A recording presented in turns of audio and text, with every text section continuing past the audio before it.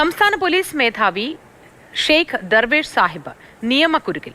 ഭൂമി ഇടപാടിൽ DGP ചെയ്തത് ഗുരുതര കുറ്റം. ബാധ്യത മറച്ചുവെച്ചത് വഞ്ചനാക്കുറ്റം ചുമത്താവുന്ന നടപടിയാണ്. പരാതി ലഭിച്ചാൽ ക്രിമിനൽ കേസ് എടുക്കേണ്ടി വരും. വിവരങ്ങളുമായി അനന്തകൃഷ്ണൻ ചേരുന്നു. Ananthakrishnan, good morning. ഈ പണം ലക്ഷങ്ങൾ ഓഫീസിൽ വെച്ച് കൈമാറി എന്നൊക്കെ പറയുന്നത് തന്നെ ഗുരുതരമായ നിയമ ലംഘനമാണ്. മറ്റെന്തൊക്കെയായിരിക്കും നിയമപരമായി നോക്കുമ്പോൾ ഈ സംഭവത്തിന് പിന്നിലുള്ളത്? മോത്തി, വിൽപ്പന കരാറുമായി ബന്ധപ്പെട്ട വിവാദമാണ് ഇപ്പോൾ സംസ്ഥാന പോലീസ് മേധാവി നേരിടുന്നത്. വിൽപ്പന കരാറിൽ പറഞ്ഞ കാര്യങ്ങളിൽ നിന്ന് പിന്നോട്ട് പോയി എന്നുള്ള ആരോപണത്തെ തുടർന്ന് DGPയുടെ വസ്തു തിരുവനന്തപുരം അഡീഷണൽ സബ് കോടതി ജപ്തി ചെയ്യുകയും ചെയ്തിരുന്നു.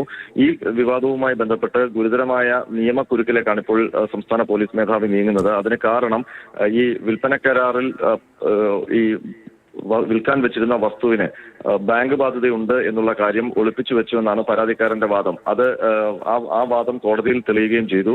അതായത് ഈ വസ്തുവിന് ബാങ്ക് ബാധ്യത ഉണ്ട് എന്നുള്ള കാര്യം ഈ വിൽപ്പന കരാറിൽ ഉൾപ്പെടുത്തിയിരുന്നില്ല.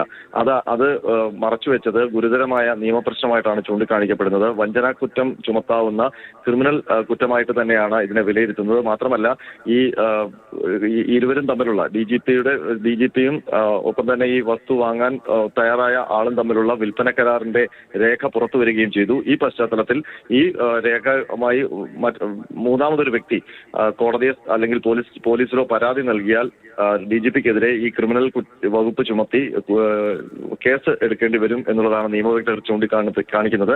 മറ്റൊന്ന് ഈ വസ്തു ഇടപാടുമായി ബന്ധപ്പെട്ട് നടന്ന പണമിടപാടാണ്. അതായത് 30 ലക്ഷം രൂപ അഡ്വാൻസ് നൽകിയെന്നാണ് പരാതിക്കാരൻ പറയുന്നത്. അതിൽ 5 ലക്ഷം രൂപ DGPക്ക് നേരിട്ട് DGPയുടെ ഓഫീസിലെത്തി കൊടുത്തു എന്നാണ് പറയുന്നത്.